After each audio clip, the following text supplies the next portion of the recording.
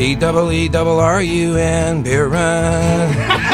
BEERUN, beer run. All we need is a 10 and a 5 or a car and a key and a sober driver. BEERUN, beer run.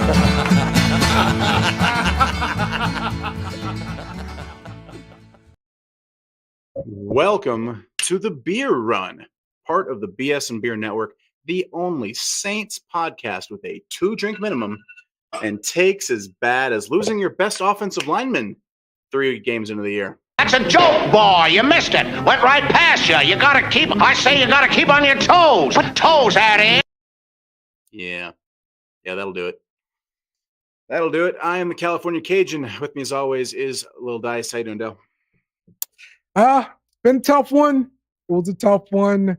You see the record here, 2-1. Hurt me to put that one right there, Craig. Hurt me. At least you didn't drive to Philadelphia for this one. Oh, yes. That would be bad. I guess you would have missed it anyway if you drove to Philadelphia since it was New Orleans. Yes, it's not important, all right? exactly. It's not important to the story we're trying to tell right now, okay? Yes. Well, listen, we're going to be getting into some Saints news. We're going to talk about this previous game. We're going to talk about some beer, of course, and we're going to mention our pick'em. We're going to talk about the upcoming game with a Falcons fan. I think I found one. And they don't exist. Course, you know they don't exist. Of course, we're going to give you our thoughts about the upcoming game versus the Falcons. So, referees, get out there and spot the ball. Let's get this thing going. First down, Saints. What you drinking, bro? Well, I got a couple things I'm drinking today. So I have a real good beer, and I have a beer that I have to drink because I, like a fool, was confident in the Saints last week. Now, it was right to be confident in them in the first 2 weeks, and I didn't expect to have a bruised lung on Taysom Hill and a freak groin injury taking out our best offensive lineman. So that's my fault. Okay, I'm going to own that. And all Saints fans, please pick on me. It is my direct responsibility for everything bad that's ever happened to us. But I do have a beer to chug because I did lose our beer bets. I picked the Saints to both win and cover, and they did neither of those fucking things. So, Dale, I was wrong and you were right. And Unfortunately. And cheers. Wow. So much faster than I do. Love drinking beer, and I hate that I enjoyed that because I don't want to do that on this show because I usually pick the Saints, so it's not helpful. But that's just a Miller Lite. That's easy drinking. That's my game day beer of choice when I'm trying to function for the rest of the day. But I'm not trying to function tonight, so I have a little more something special. This is the Voodoo Ranger Imperial IPA from New Belgium. It is 9%. It is stiff. It is hearty. And better than anything else, really, the best thing about it is how it sounds. Music. I would go to a concert and listen to a symphony of this beer being opened. It's delicious. It's fantastic, and I'm going to drink enough of them that this game seems funny. So this is a Voodoo beer that's not from Louisiana. Oh no, Voodoo Ranger, baby! If you're not familiar with Voodoo Ranger from New Belgium, you should. They got a little line of it. They also have the tropical one that I had last week, and Voodoo Ranger makes some excellent stuff. This one's only 9%. The tropical one last week was 9.5%. So I'm dialing it back a little bit because we're in mourning. That's what we are. Yeah, got you. You get it. Okay. Well, today, Craig, I'm not drinking beer. I have one beer left in my house, and that is saved for the beer bet. I just want you to know that the name of our show is the Beer Run podcast. I know that confuses you because you're on 9 different freaking shows. I'm only on one. So I'm aware that we're supposed to drink beer on this show. That's my problem there, Craig. I'm a little busy. This is what we call spreading yourself too thin, sir. Yes. I agree. But I am drinking some whiskey with some cranberry juice. Nice sippable drink. a nice that's pint my glass you got drink. there, buddy. Just Yeah, yeah. we're on brand here. Yes, yes. I forget to put my It's who Saints dat. stuff on before the show, but we do drink with our Saints stuff. Yes. Yes, it's all about that who that life, man. All about Mm. the who that life. I mean, I get it tattooed. I don't have to put on a fucking shirt for it. All right, Okay, well, you're a big man. Good for you. it's true. It's true. I got a Saints tattoo. That's damn right. You're a little dude. It's probably about the size of you. All right, man. Let's talk real quick about the pick'em here. And Greg, this is not going very well for me. Oh, God. I think I got everything wrong twice last week. Right at the top here, all tied with 11. Where my notebook, top of the bleachers, Casey's Clowns, and my guy the Queefers. Oh, followed up Embarrassing. by you heard my picks in 33703. Yeah, dude. Yeah. B Train's up there. That's terrible. B Train is in second place as well. Boo Bear wins. This is a female, I know for sure. So she is picking the hell out of these games. Scrolling down. Are we losing to Timmy too? Oh man. Yeah. Tim is up there, 17. Yeah. Kyle, 22. I'm losing There to you go. Kyle. Arrogant bastard of the beer run. Oh my God. Number 23. And I am all the way down at number 29. Okay. So listen, I'm last. Not only do we throw out the first two, the worst 2 weeks, but everyone is so bad that you can just join and you'll still end up beating most of us. So Pretty much. if you listen to this, here. Dale's going to give you the info. Jump in there. You'll beat me too. Yeah. It's This doesn't do much for our credibility. We talk about how bad we are talking football right at the start of our show. I mean, we're honest. That's who we are. We're honest, man. So, yeah, you go over to Yahoo, the NFL Pick'em section, Pro Pick'em, and put in group ID 33703. Password is NFL, and you can get in and play with us because we're not that good. There you go. Second down. Let's talk about some Saints news first before we get into the game. The Saints worked out several offensive linemen this week. A whole O-line. 5 people. Yes. Brian Allen, the center, Gottlieb Oyuzides, tackle, Andrew Coker, a tackle, Chris Reed, a tackle, and Josh Seals, a tackle. Do not sign this Gottlieb guy, okay? Don't sign him. I don't have to learn how to pronounce his name. Sign anyone that will take Oli Udo's roster spot is my takeaway from that game. Okay. You saw that even in that game, he came in emergency to play part of a recap. Our best offensive lineman, Eric McCoy, goes down injured. It's going to be a long time. So we moved our left guard, who had been playing very well, highest graded left guard per PFF, moved him over to center because he's very versatile. And then we brought Oli Udo, who was a primarily backup tackle, playing left guard. And he ran the wrong way on plays and was terrible and awful. Couldn't get into space. This is the one that ran into the other guard. That was the guy who ran into Ruiz, Ruiz went the right way, and Oli Udo did not. And was so bad that he ended up getting benched for Nick Saldiveri, who to this point has been a bust, a 4th-round pick who couldn't find the field. That's not good. Not good. This is bad. It's bad. He's in my commercial. He was injured for Oli Udo was injured for an entire year. ACL, missed all of last season. He was coming back. He only barely started practicing in training camp or whatnot. So he's fresh, getting back to game speed, and he wasn't ready. And that's just apparent. And it sucks because we were a couple of blocks away from winning that game. As bad as everything went, we were a couple of plays away from winning that game, decidedly. And that's frustrating. It's a frustrating thing. So, yeah, sign somebody. I don't care. Just get Oli Udo off the field for a while. Unless you listen to the show, in which case I love you, and send us some merch, dude. Do you know any of those guys? I think I know Brian Allen. Well, I think Allen's the guy from the Rams. Right. Hard Knocks guy. I remember him doing that. That's the only thing I know about it. The guy from the Rams is okay. I don't know that he's at this point, you're not going to find anybody better than what you have in-house.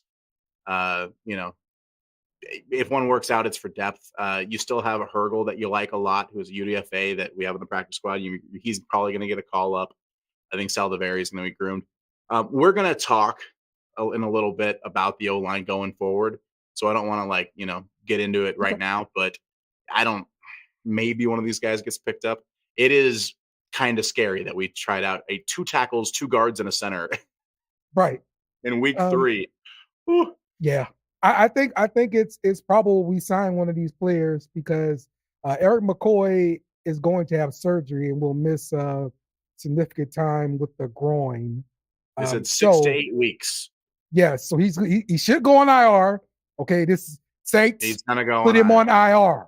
He's gonna go on IR. Okay, well, I know y'all don't understand how IR works. Trust me. Put him on IR. Okay. Was it Lattimore last year that we just couldn't get over how they would not IR him? Yes.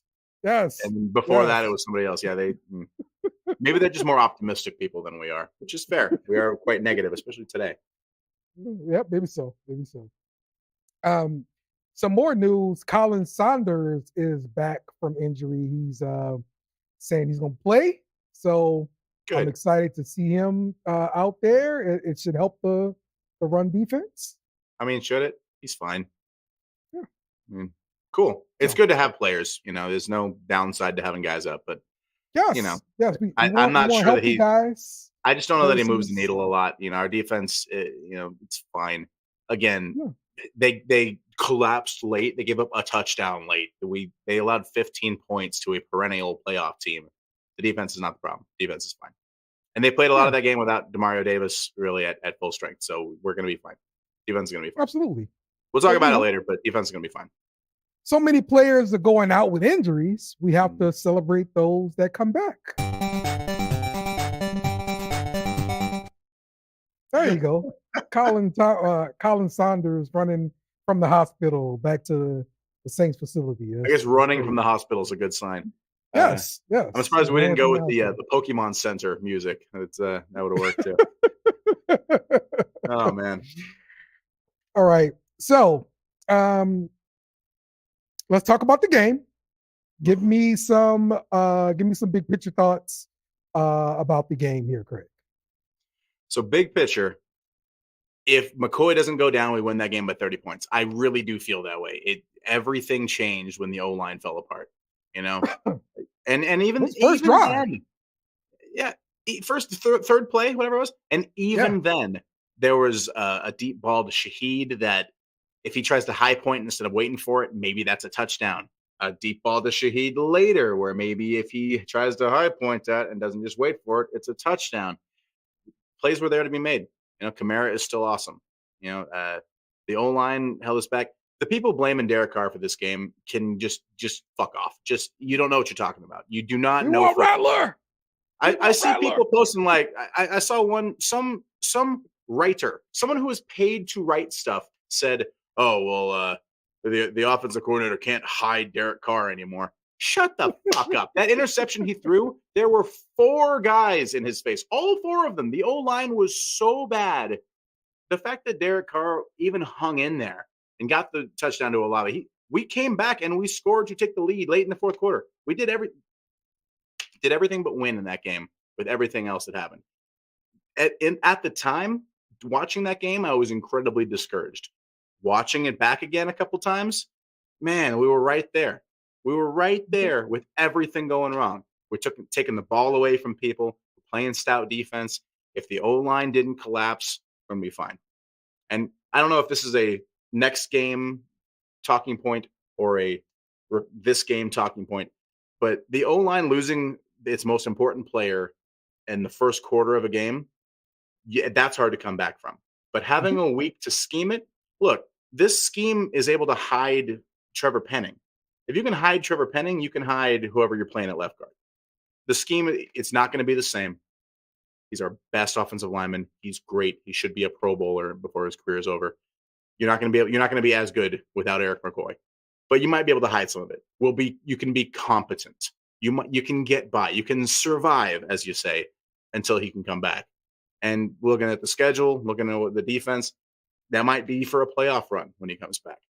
The sky's not falling, guys. It's not. This was a bad game. It was a bad matchup. They said 6 D linemen. Jalen Carter, the best game of his life. It was a bad day. You have bad days.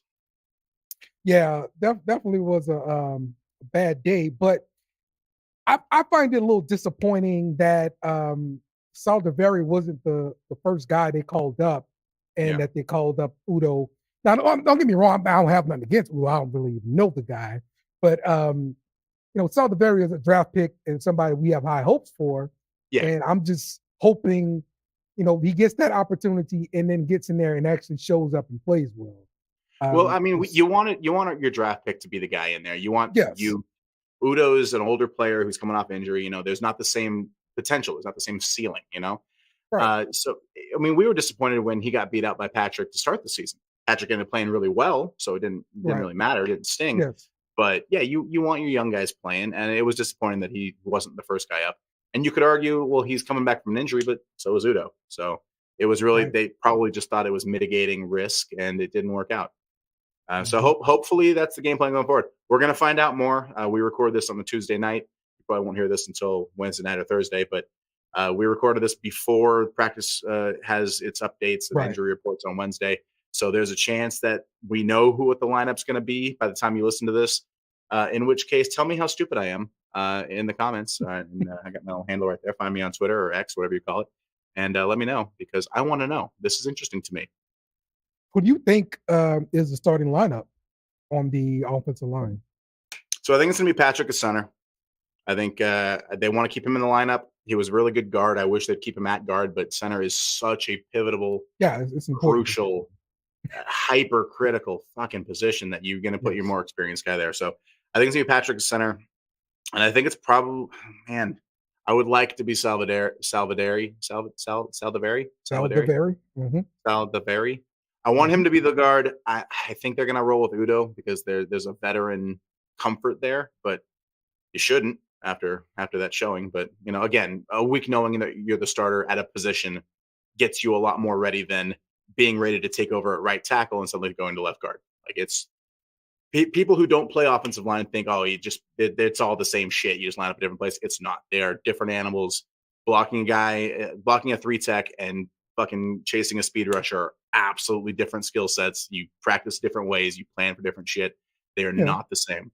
So but if he knows all week, backups, you have to be versatile. Yeah, you have to be ready for everything. I know it's just tough to do. There's not a lot of guys. That's why we celebrate that sixth man that can plug in anywhere. That's why everyone was so upset about Andrus Pete leaving because he could play multiple spots. Kelemete was a favorite here because he could play multiple spots. It's hard to do. Not a lot of guys who can pull it off. Well, you know what? The guy we might be forgetting about is Landon Young. He might be. Yeah, that's all about to bring up. Yeah, he might be the get to start at left guard. Because I think the game plan called for him to be the jumbo tight end guy, so they didn't want to move him from that spot. But with the week to prep, maybe the less pieces you have to change, the better. Right.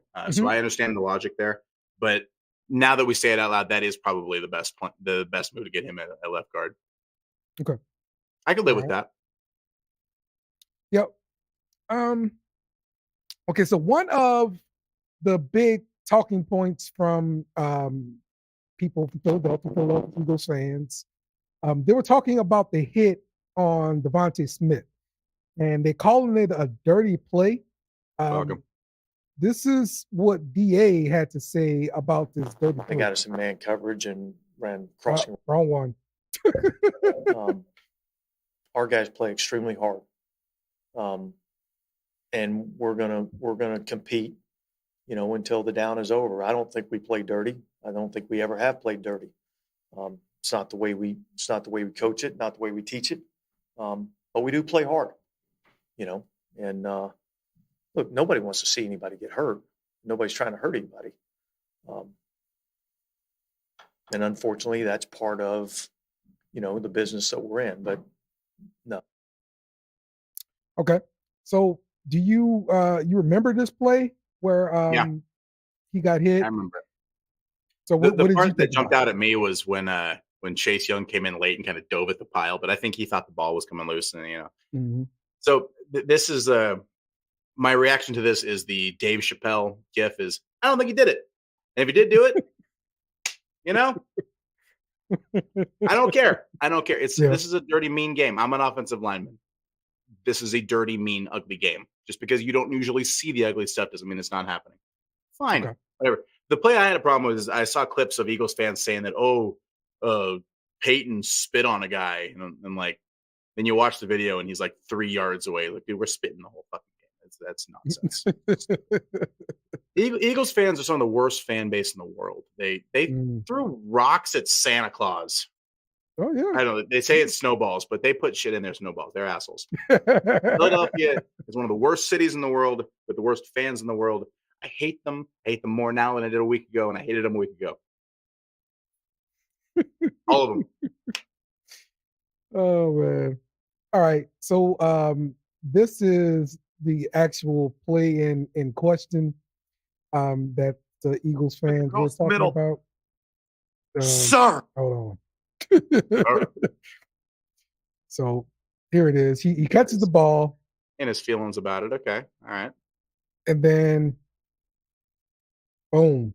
Yeah. So this is a practice squad player that made that hit. So I mean it is what it is. I know I wouldn't like the exchange. Talk about injury for injury. So. He's on the active roster, isn't he? That's our D tackle from Northern Iowa. No, 97. This was a 97. I think it's a practice squad guy. Let me get his name. We're gonna pull it up. I think that's the guy from Northern Iowa, the one that set the bench press record. It's what's his name? I can tell every O lineman. You get to the defense, and I draw blanks. Vickers, Kendall Vickers. Okay, yeah, that's a practice squad guy. Yeah, I'm thinking of a different guy. Just take your shots, man. Play football. Good. Yeah, I hope it hurts. I hope that he is in pain for days. I hope that he can't play next week. I hope that he forgets a couple of his friends in his 80s. Fuck that guy. He plays for the Eagles, and fuck those guys. And I'm mad about them. And oh my god, you know what? I've got all this CT that I'm dealing with. I hope that he is too. I am mad at everything. Oh gosh. Okay. I don't take losing well. Okay, I don't like this. All right. So the offense pretty much they got held in check for the most part. We didn't see the same running game we did before. It was a hell of a game as far as the Eagles defense was concerned. They pretty much held us in check. Alvin Kamara finished with 87 yards on the ground. We didn't have anyone else to chip in, so that was really the running game.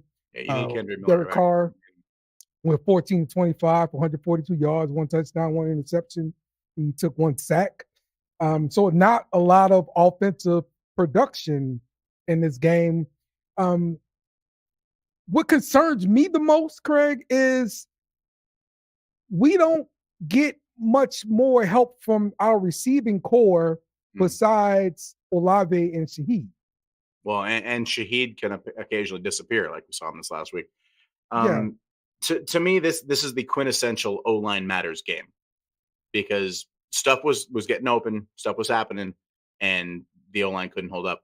Listen, we're not giving the Eagles enough credit. The defensive scheme that they cooked up was perfect. It was the perfect remedy for what we do, particularly with McCoy going down. But they stacked 6 D linemen, 1 linebacker, and they were shooting gaps. It was perfectly designed to take away the stretch the stretch read, whatever outside zone that we run. It was perfectly designed to beat us, and they have the athletes to do it. Most teams that we play are not going to have the personnel to be able to pull that off. Atlanta can't just decide to run 60 linemen and a linebacker and make it work. The Eagles are a very talented team. You can only draft so many Georgia defensive players and not be a very talented team. They had a bad couple of weeks showing. They showed that this is a good football team. They are going to make the playoffs. They are not falling off a cliff. They're going to be around. And yeah, that was a defensive masterclass. They figured out exactly how to bust up this offense, and we still almost beat them. Okay, we still almost beat them. So I think for sure you're going to see a lot more of this sort of game plan from other teams because it's a copycat league.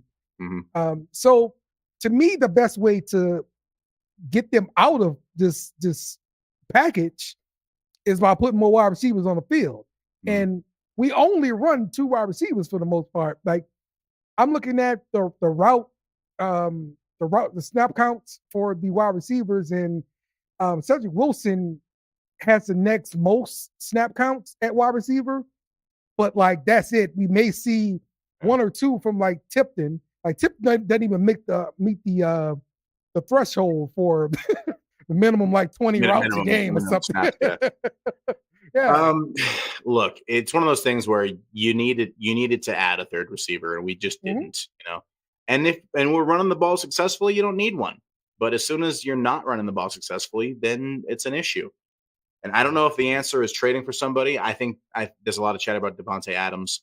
That's beautiful. That would be wonderful. But I don't think you need a number one. You need a chain mover. You need a third down guy. You need Michael Thomas. And you don't have a Michael Thomas. And there's not a Michael Thomas sitting out there in free agency, except for the real Michael Thomas, and you burn that bridge. So you let Duncan stick his foot in his mouth and ruin any chance of that ever coming back. And yeah, you need a third down pass catcher. Juwan Johnson's not that guy right now. He's not getting the snaps to be that guy. And he was injured most of the preseason, so he didn't, get in with the new offense. He's probably still coming up to speed. Moreau is a good blocker, but he's not the guy either. Although my previous theory that DA is a racist comes back into play because Moreau's taken all of Juwan Johnson's snaps. So maybe DA is a racist. Juwan Johnson is out there like missing blocks like crazy at tight end. Because he's a wide receiver. He's a giant wide receiver. They're trying to play at tight end. He's never been a tight end. He was a receiver in college. He was a receiver coming up. He had that year with Andy Dalton catching all those garbage time touchdowns that blew up his stats and got him a bigger contract, but he's never been a tight end. He's been a big receiver. And you know what? Play him at receiver then. Put him in the fucking slot. He's a good receiver. He's just not a great tight end because this offense needs tight ends that can get dirty and dig people out and block them. And he can't do that. And it's not a dig on him. That's not what he does. It's not what he's good at. Right. Yeah. Let's talk about the defense. I thought the defense did a pretty good job. We stopped them on 4th down. They were 1 for 4 on 4th down. And we got an interception. Let's see. We got a sack in this game as well. Do we have 2 picks, or do we have a pick and a forced fumble? It's 1 interception, one forced fumble. So yeah, and we also got a blocked punt in this game as well. So when we blocked that punt, I thought we were going to win. Yeah. I mean, when you not even the all these turnovers, you're supposed to win. Not even the Olave touchdown. The blocked punt was the moment that I was like, yeah, all right, we got it. We got this. Yeah. You're gonna block a punt with Gleason in the house and then not win. Disgraceful. Disgraceful, yeah, Dennis Allen. Shut up, Dennis Allen. Because I thought the Eagles coach made several different mistakes going for it on 4th down, and we didn't make them pay for it. And that's what comes back to bite us at the end of the day. But let's talk about Dennis Allen going for it on 4th down. Let's talk about after that punt that we blocked, right? We get 4 plays, a total of 9 yards. We run the ball with Kamara, all 4 plays pretty much, and we don't get the first down. So they respond by going 4 plays and hitting the touchdown after that. But in this particular spot, it's like the 4th quarter. I thought we should have kicked the field goal there because I just made fun of Nick Sirianni for not kicking the field goal all those times.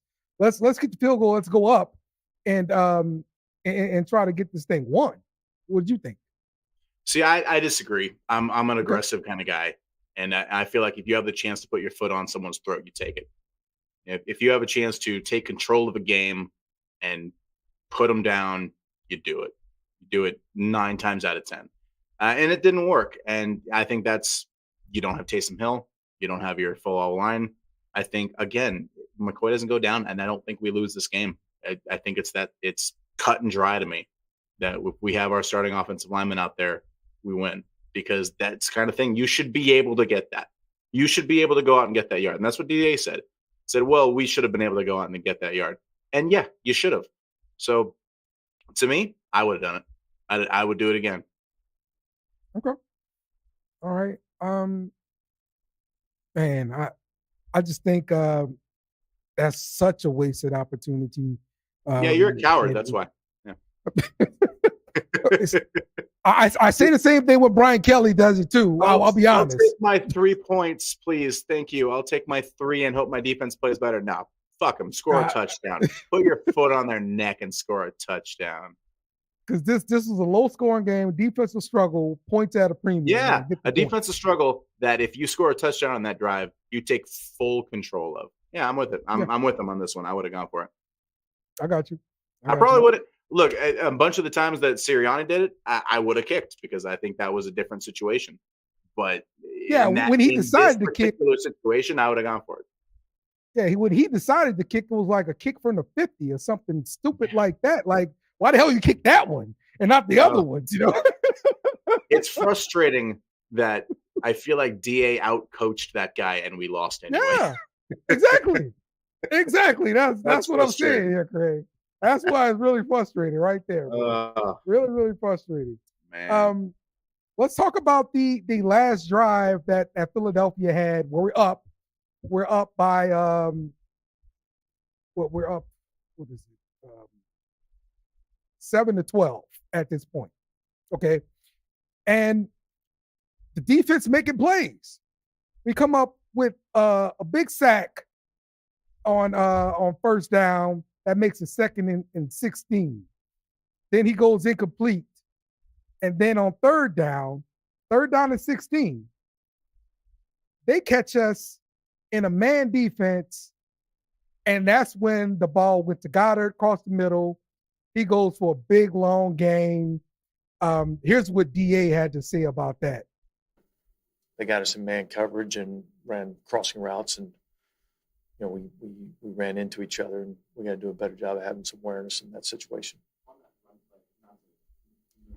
So 3rd and 16. Why are we running man at that point? I'm fine with the call. Look, okay. We're a good man team. We have good man coverage.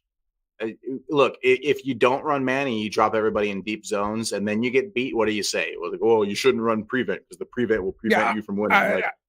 I definitely don't want prevent.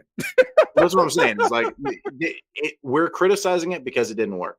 If it worked, then it's good. I'm glad you stayed aggressive and didn't just give up the easy yards.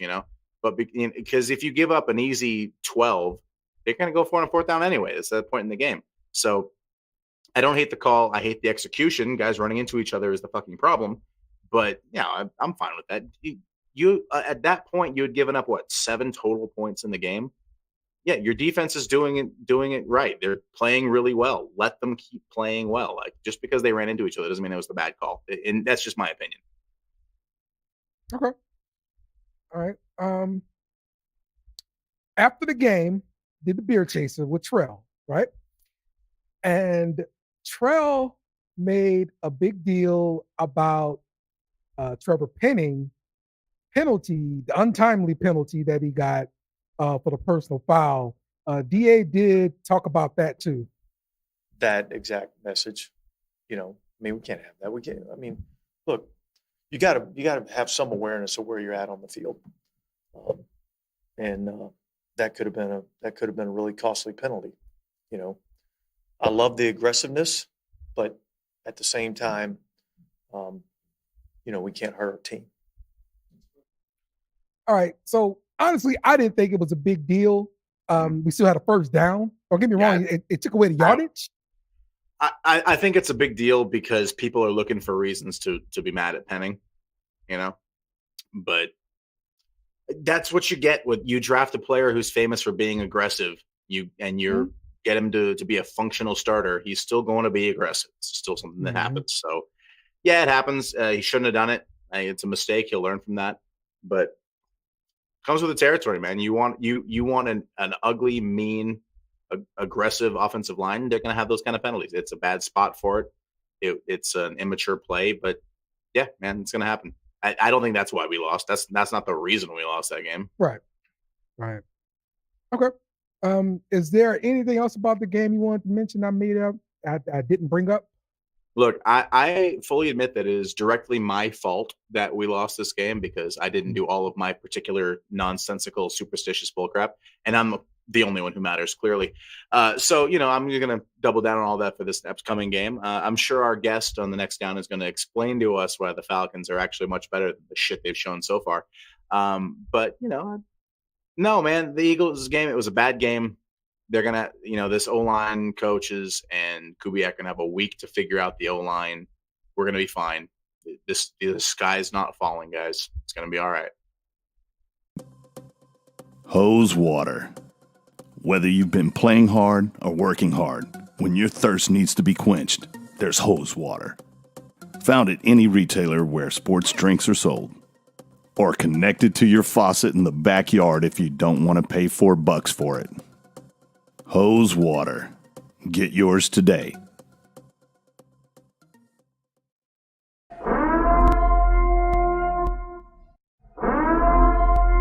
This is an emergency message.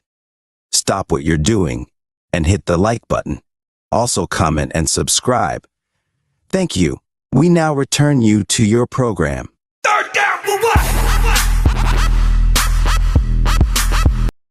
Due to Atlanta Falcons fans being such pussies, the promised interview with them won't be shown. We regret that this fan base is too afraid to talk about how bad their team is. We apologize for delaying the show. Let's pretend they said some dumb stuff on third down. And now we move to our next down, and Craig will tell you what he thinks of them. Also, F the Falcons. They're going to go for it here on fourth down. Tell me what you have to say about our previous guest. Listen. I thought I had heard some ridiculous nonsense. I thought I had heard it all. And then I had to listen to that guy explain whatever he was trying to explain. I've never felt so frustrated just listening and trying to comprehend what kind of just ridiculous nonsense was happening. No idea what the hell he's talking about. Has never even watched football before. I don't think he knows what football is. I think he's watching soccer in London and thinks that that's football that he's talking about, because none of the things he said made any sense. Absolute horse manure. I can't believe. I'm sorry for our listeners who had to listen to that. I'm sorry that I had to listen to that. I wish that there was a football god that would come down and put us in a loving embrace and say, I'm sorry that you had to listen to that, because that's what we need right now. Unacceptable. Unacceptable. I can't. That's what we I'm sorry. I'm sorry you had to listen to that, guys. All right, let's talk about the upcoming game versus the Falcons. Some quick news. The Falcons will not have their starting center for this game either. So this is two teams going up with each other, missing their center. So a big important part of their offense. Unlike them, we're a good football team, so fuck them. Yeah, there we go. And just looking at stats and rankings and stuff this year, so far Atlanta cannot rush the passer. They only have like one sack on the year. Oh, I'm sorry. I thought they got Caden Ellis, and that was a game changer for them. And because we let Caden Ellis go, they were going to be a pass rushing specialist team. Fuck Caden Ellis and fuck the Falcons.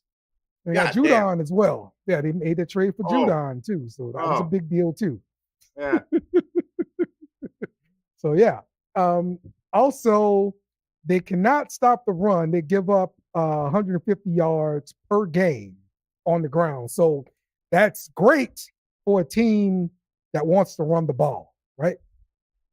Oh, that's us. Oh, we're that team that wants to run the ball. Cool. That's it. Awesome. That is. It's almost like these Falcons fucking suck. And everything that we just heard on third down was nonsense. Yeah. Almost. That's it. Maybe. All right. So, what are your thoughts here about the Falcons here? It is really easy to feel negative after that Eagles game and how it ended, and having the injury list that's going to come out, if it hasn't dropped already. The injury list this week is going to be frightening. It's going to upset some people. So just, have a beer. It's on me. But honestly, I think that we're a better football team. I think that we are better at the things that we do well. I think that we're going to be able to scheme around losing another O-lineman. Honestly, I think we're going to handle business. I think we had a bad day against a team with an excellent defensive plan. I don't think there's a chance that the Falcons have the personnel to pull that kind of thing off. And I think we're gonna punch them in the mouth. Okay. I misspoke. Falcons have 3 sacks on the year, so not 1. Oh, okay. That's 1 a game, Dale. There you go. Look, I just want to give the people the facts. The people have to have the facts. And they'll get 1 in this game because we give up 1 a game and they get 1 a game. So okay. The law of averages say that they'll have a sack this week, and it'll probably be Derek Carr stepping out of bounds again because we're going to hang 50 on these fuckers. There we go. Make sure that we had the little E next to the title of this show, so people know that there's going to be some explicit language, because I can't talk about the Falcons without getting a little bit of piss in my vinegar. Yes. This is definitely Falcons hate week. Week. What's your favorite memory of beating the Falcons? Or okay, listen, I'm not going to say the Gleason block because that's the easy answer. The rebirth, the dome reopening. That's the easy answer. My answer is actually Thanksgiving, because I was at my mother-in-law's house and everyone was at the table talking politics, and I was able to sneak away and watch the Thanksgiving game where Breeze threw 4 touchdown passes to 4 different UDFAs. And that's when I decided that was the greatest quarterback that ever lived. Because, Peyton Manning, Mahomes, Brady, none of them are doing that. No one is doing that. That is, yes, that's my memory. I like Thanksgiving with 4 UDFA passing touchdowns. And we had like 6 sacks in that game? Cam Jordan just ate. Cam. No pun intended. Definitely. And I had eaten about 2 pounds of turkey before then too. So yes, that's my best. Look, man, it's a lot more like a college rivalry because of the piss and vinegar between these two teams. But to me, I think it's legitimate. It's not the team. I've never met anyone who plays on the Falcons, but it's their fans. You beat them, and then their response is posting Katrina pictures. It's the least classy franchise, and I say franchise because these people don't even show up if they lose a couple of games. It's the weakest fair weather fan base outside of Los Angeles. Fuck those guys. And I'm not going to elaborate. All right. Screw you guys. I hope you lose every game from here on out. I hope your stadium gets struck by lightning. I hope the plumbing backs up, and I hope you stub your toe. Yeah. And I hope the Chick-fil-A closes on Saturday too. Yes. Go to Popeyes. It's better anyway.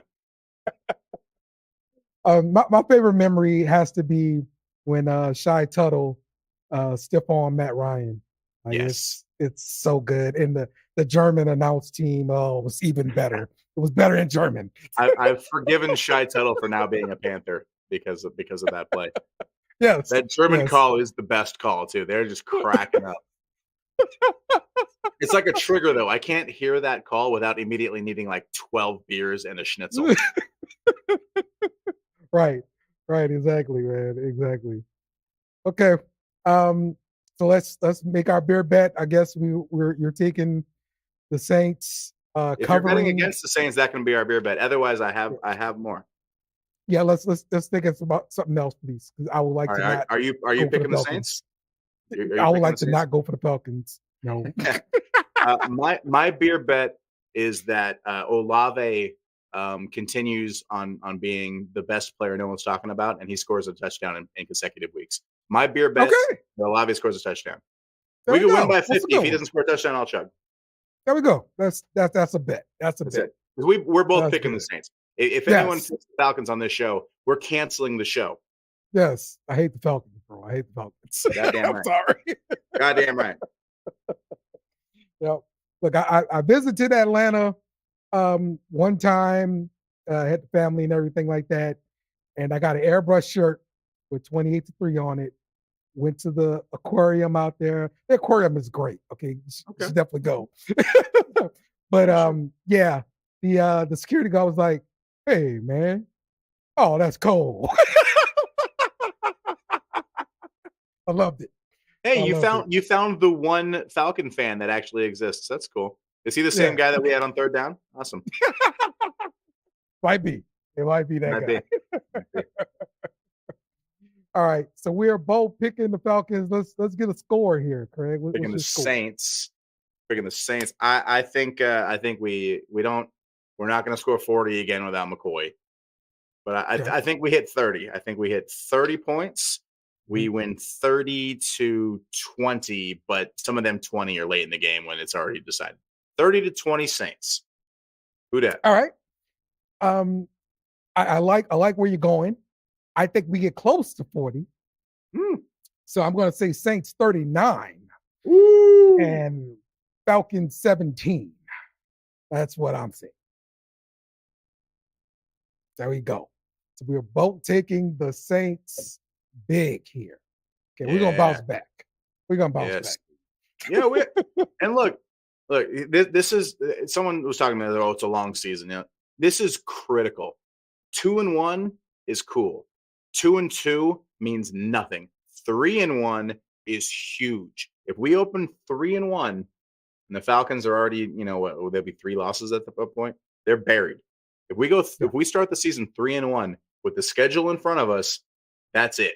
We're good. We're going to be 2 division wins too. Great. We win this. We win this game. Huge. This might as well be his playoff game. You start this season 3-1 with this schedule, man. We're in good shape. This is a huge game. Don't let anybody tell you it's early. It's on the road. Division game. Shit happens. Fuck that. Need to win. Must win game. And it's the Falcons. Fuck the Falcons. Cam Jordan will get them right. Anybody who's not aware, Cam Jordan will get you right. Okay, this game is. He might not be on the field very much, but he'll get you right. Hey, that's what we expect from him right now. He's earned it. He's earned. I've got his autographed jersey inside. He's one of my favorite players ever. He's earned it. It's fine. Yeah, it's still better than him just retiring and being dead cap. So we'll take it. Yeah. Does Chase Young get his first sack? He's got a half a sack. Yeah. I think that the word is out and he's getting a lot of attention now. So I think Granderson is going to keep eating. I think that center being out is gonna open up Brzee again. Brzee is gonna have a big season. He's already started it. I wouldn't be surprised if Brzee wrecks some shit. I wouldn't be surprised if Granderson gets a sack. I feel good, man. I feel good about this. I feel better about this than I did last week. Yeah, which is good because last week sucked. So I feel good about this. Absolutely. All right. Well, that's going to do it for us here on the Beer Run. Thank you for joining us. I know no one wants to listen to Saints podcasts or shows after the Saints lose, so I might not listen to this either. For the whole BS and Beer Network, for Dave and for everybody, check out the other shows on our channel. They're all great except for the ones that Dale's on. I am the California Cajun. That is Little Dice. Have a beer. It's on me. Who that? Remember to follow us on social media at BS and Beer Media. Also, smash the like button on YouTube and share with friends.